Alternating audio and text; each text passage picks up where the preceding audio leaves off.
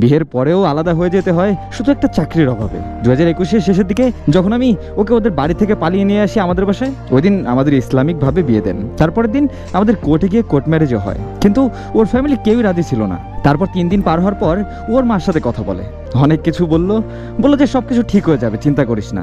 এইভাবেই 1 বছর 3 মাস কেটে গেল। তারপর এই বছরের জানুয়ারি শেষের দিকে ওদের বাড়ি থেকে আমাদের বাড়িতে কিছু লোক আসে, ওর মামা, খালু, চাচা আর 3 জন স্যার, ওর বাবার অনুমতি ছাড়া। আইসা বললো যে ওকে আমাদের সাথে দিয়ে দেন, ওর বাপু ওকে দেখলে রাগ হয়তো কমে যেতে পারে। কিন্তু তার কিছুই হলো না। ওর বাপ বললো ও যদি বাড়িতে আসে তাহলে আমি বিষ খাবো। এই কথা আমি শোনার পর আমি ওকে বললাম যে তুমি চলে আসো, যেভাবেই হোক, তোমার আর ওইখানে থাকতে হবে না। তখন ও বললো আচ্ছা আমি 2 দিনের ভিতরে যে করেই হোক আমি চলে আসবো, সমস্যা নেই। 2 দিন পর আমি ওকে ফোন দিলাম, তখন আমি বললাম যে তুমি কি আসবে না?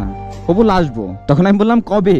ও বললো তুমি আগে কামাই করো, নিজের পায়ে দাঁড়াও, তারপর। তখন আমি বললাম আমি কি নিজের পায়ে দাঁড়াই নাই? ও বললো হ্যাঁ দাঁড়াইছো। তারপর বললো যে ইনকাম করো এখন। তারপর আমি বললাম আমি তো 2 মাসের মধ্যে বিদেশে চলে যাব।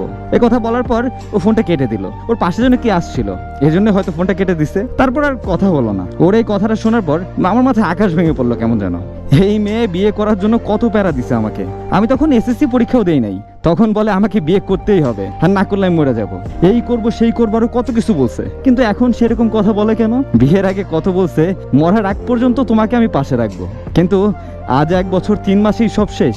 4 দিন ধরে তার সাথে কোনো কথা হয় না। আর সে আমাকে বিয়ের জন্য প্রেশার না দিলে আমি কতই না ভালো থাকতাম। আমার বাবা মার কত স্বপ্ন ছিল আমি আর্মিতে চাকরি করব, শুধু ওর জন্য আমার স্বপ্ন, আমার বাবা মার স্বপ্ন সবকিছু বিসর্জন দিলাম।